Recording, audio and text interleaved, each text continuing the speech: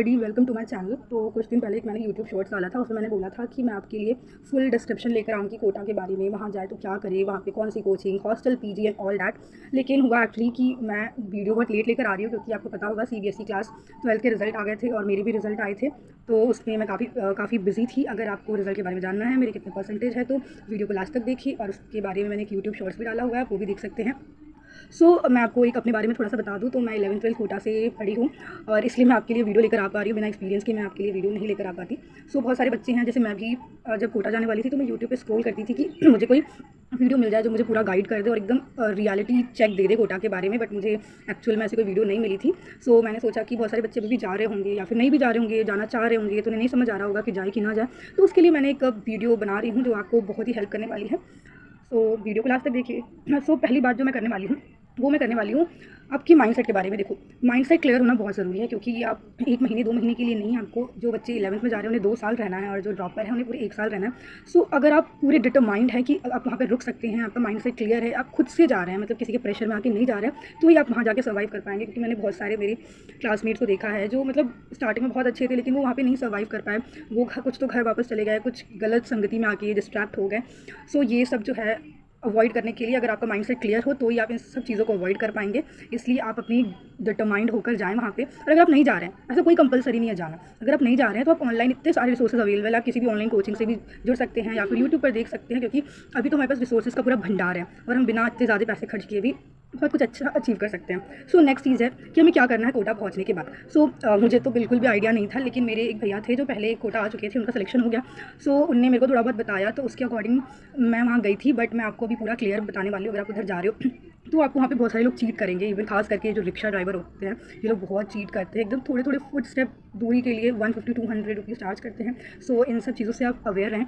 और अगर आपके जान पहचान का कोटा में कोई है तो उनसे हेल्प लें, या फिर कोई पहले आ चुका है उनसे पूछे कि किस चीज़ को लिए हमें कितना अमाउंट पे करना है। एक्सेस अमाउंट नहीं पे करें, क्योंकि हमें पता है कि जो बच्चा कोटा अगर मिडिल क्लास फैमिली का है वो जा रहा है, तो उसके लिए सब कुछ एक्सपेंसेस मैनेज करना कितना डिफिकल्ट हो रहा है। तो इन सब चीज़ों के बारे में ध्यान रखें। थर्ड पॉइंट है हॉस्टल एंड पीजी के बारे में। हॉस्टल एंड पीजी के बारे में बताऊँ तो मैं पीजी में रहती थी, क्योंकि मेरा ऐसे माइंडसेट था कि हॉस्टल में खाना बहुत गंदा मिलता है, तो मैं गंदा खाना नहीं खा सकती, तो इतने टाइम तक मैं कैसे वहाँ पे रहूँगी। तो इसलिए मैंने पीजी लिया था। बट मैं अगर आपको बोलूँ तो मैं आपको स्ट्रांगली रिकमेंड करूँगी कि आप हॉस्टल में जाए, वो भी ऐसा हॉस्टल जो आपके कोचिंग के पास में हो, अच्छा हॉस्टल हो। ऐसा नहीं है कि हॉस्टल में गंदा खाना मिलता है, आपको हॉस्टल में सारी फैसिलिटीज़, क्लीनिंग, लॉन्ड्री और टाइम पे स्नैक्स, ब्रेकफास्ट, डिनर, लंच सब कुछ मिलेगा। बट पीजी में ऐसा नहीं होता, कभी टिफ़िन आता है, कभी नहीं आता। उनके टिफ़िन में भी हॉलीडेज़ रहते हैं। उसके बाद फिर आपको क्लीनिंग, लॉन्ड्री, हर चीज़ को खुद को मैनेज करना पड़ता है, खुद पर रिस्पॉन्सिबिलिटी लेनी पड़ती है। या फिर बाहर से भी लगाओगे तो आपको उन्हें देखना पड़ेगा, टाइम टू टाइम देना पड़ेगा। बट हॉस्टल में ये सारी चीज़ों को आप बहुत ईजिली अवॉइड कर सकते हो। इसलिए मैं तो आपको कहूँगी आप हॉस्टल में लो, और आपको ईजिली 10 to 14,000 के रेंज में, जब मैं अभी पिछले साल और मतलब 2022 को गई थी, एंड मैं अभी 2024 में वापस आई हूँ।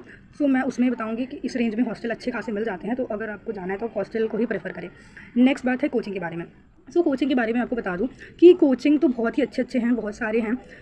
मुझे इतना तो पता है कि अगर आप कोटा जा रहे हैं तो आपके दिमाग में बिल्कुल क्लियर होगा कि आप कौन से कोचिंग लेने वाले हैं। या तो आप किसी से इंस्पिरेशन लेके जा रहे होंगे, या फिर कोई आपका एल्डर ब्रदर सिस्टर गए होंगे, तो उन्होंने आपको बताया होगा कि आपको किस कोचिंग में जाना है। मैं आपको बोलूँ तो मैं खुद एलन से पढ़ी हूँ और मैं उससे फुल्ली सेटिस्फाइड हूँ। मैं आपको ये नहीं कहूँगी कि मेरा जो नीट का रिजल्ट आएगा वो बहुत ही अच्छा होगा। देखिए, जो रिजल्ट होता है वो आप पे मैटर करता है। कोचिंग आपको सिर्फ एनवायरनमेंट और टीचर प्रोवाइड करेगी, और उसे फुल्ली यूटिलाइज़ करना आपकी रिस्पॉन्सिबिलिटी है। मुझे एलन से ये सारी चीज़ें अच्छी मिली थी, जिससे मैं बहुत सेटिस्फाइड थी। आपको भी ऐसी कोचिंग चूज़ करनी है जिसके फीडबैक बहुत अच्छे हों, जिसका सिस्टम बहुत अच्छा हो, क्योंकि वो आपको एनवायरनमेंट प्रोवाइड करेगा, वो आपका शेड्यूल डिसाइड करेगा। आप कोचिंग के लिए ऐसी चीज़ों का ध्यान रखें, क्योंकि मैं किसी पर्टिकुलर कोचिंग को रिकमेंड नहीं कर सकती, क्योंकि ऐसा नहीं है एक कोचिंग अच्छी है, बहुत सारे कोचिंग अच्छे हैं। तो वो उस पर डिपेंड करेगा कि आपको क्या रिकमेंड किया गया है। तो ये सारी बातें तो हो गई। अब मोस्ट इंपॉर्टेंट चीज़ पढ़ाई के बारे में आपको बता दूँ। वैसे तो मैं इसके बारे में फुल बड़ा वीडियो लेकर आऊँगी, अच्छे से एक्सप्लेन करूँगी, बट ये पूरा कोटा के बारे में है तो इसमें ये भी पार्ट है, तो मैं इसके बारे में भी थोड़ा सा बता देती हूँ। पढ़ाई जो है उसके लिए मैं आपका जो भी कोचिंग है, आपको जो भी रोज़ का होमवर्क देता है, रोज़ में जो भी टीचर क्लास में पढ़ाते हैं, उसे आप घर आके ज़रूर से ज़रूर रिवाइज़ करें। क्योंकि अगर आप उसे नहीं रिवाइज़ करेंगे ना, और आपने उसे नेक्स्ट डे पर डाल दिया, तो बहुत ही मुश्किल है और बहुत ही कम चांसेस है कि उसको आप कंप्लीट करोगे अगले टाइम। क्योंकि जो चीज़ें मैंने आज तक नेक्स्ट डे के लिए डाली हैं, उसमें से सिर्फ 30% चीज़ें ही मैंने कंप्लीट की होंगी, वो कभी कंप्लीट नहीं होती है। क्योंकि फिर अगले दिन भी तो काम होता है ना, हम उसको कैसे कर पाएंगे अगर हम पुरानी चीज़ें करने लगे। इसलिए रोज़ का काम रोज़ करें। अगर कभी मिस भी हो जाता है तो आप कोशिश करें कि संडे को तो उसे ज़रूर से ज़रूर पूरा कर लें। और मैं थोड़ा सा बुक्स के बारे में बता देती हूँ। तो मैं तो आपको कहूँगी कि प्लीज़ आपके जो मॉड्यूल्स हैं, आपके जो टीचर्स ने पढ़ने के लिए बोला है एनसीईआरटी, आप इन्हीं को फॉलो करें, कोई भी एक्स्ट्रा बुक करने की ज़रूरत नहीं है, क्योंकि इससे सिर्फ आपका टाइम वेस्ट होगा। अगर आपको सब कुछ अच्छे से हो चुका है तो आप क्वेश्चन प्रैक्टिस के लिए बुक्स यूज़ कर सकते हैं, बट थ्योरी के लिए तो मैं आपको हाईली रिकमेंड करूँगी कि आप एनसीईआरटी पर ही फोकस करें, और आपके जो मॉड्यूल्स हैं और टीचर्स के नोट्स हैं उसके अलावा कहीं भी बाहर जाने की ज़रूरत नहीं है, क्योंकि आप जितनी ज़्यादा चीज़ों में इंडल्ज होगी उतनी आपको प्रॉब्लम होगी, उतनी आपकी जो कॉन्सेप्ट है उसमें आपको एरर महसूस होगा। और सबसे लास्ट चीज़ है जो कि बहुत इंपॉर्टेंट है, मैंने बहुत सारे बच्चों को देखा है कोटा में कि वो इतने अच्छे होते हैं पढ़ने में, लेकिन कुछ कारण से मतलब वो पूरे अपने पाथ से डिस्ट्रैक्ट हो जाते हैं और उनका पूरा मेहनत जो है वो बर्बाद हो जाता है। सो वो है आपका फ्रेंड सर्कल। मैं आपको कहूँगी यार, आप कोटा जा रहे हो पढ़ने के लिए तो क्या ज़रूरत है फ्रेंड्स बनाने की, एक दो अच्छे फ्रेंड्स बनाओ, अच्छे इंसान अपने साथ रखो जो आपको की प्रॉब्लम्स में हेल्प करें। फ्रेंड सर्कल बनाने की क्या ज़रूरत है, अपने स्कूल में बनाए हैं, कॉलेज में बनाओगे, अभी क्या ज़रूरत है, अभी पढ़ाई पे कॉन्सेंट्रेट करो ना। और मैंने तो ऐसा ही किया था, मेरे कोटा में कोई भी फ्रेंड्स नहीं थे, एक दो कुछ फ्रेंड्स कह लो या फिर मेरे जो साथ में लोग थे कुछ थे जो मेरी प्रॉब्लम्स में हेल्प करते थे और मैं भी उनके प्रॉब्लम्स में हेल्प करती थी। सो वो होने चाहिए, ऐसा कोई फ्रेंड्स नहीं, क्योंकि मुझे ऐसा लगता है, अब आपके बारे में मुझे नहीं पता, बट मुझे ऐसा लगता है हमारे पास जितने फ्रेंड्स होंगे उनके साथ उठना बैठना उतना हमारा टाइम वेस्ट होता है। सो कुछ ही फ्रेंड्स बनाएं, अच्छे बनाएं, जो आपको आपकी पढ़ाई में सपोर्ट करें, आप उनके साथ चीज़ों को डिस्कस कर सकें, आपके जो टीचर ने पढ़ाया वो डिस्कस कर सकें, ना कि फालतू की बातों में इंडल्ज रहें। और अगर आप अपने गोल की तरफ एकदम फोकस्ड हैं और सिर्फ वही काम कर रहे हैं जो आपको आपकी गोल को अचीव करने में हेल्प करे, तो आप कभी अपने पाथ से डिस्ट्रैक्ट ही नहीं होंगे। आप अपने रोज़ के काम को करें एंड दैट्स इट, उससे आपका आराम से सिलेक्शन होगा।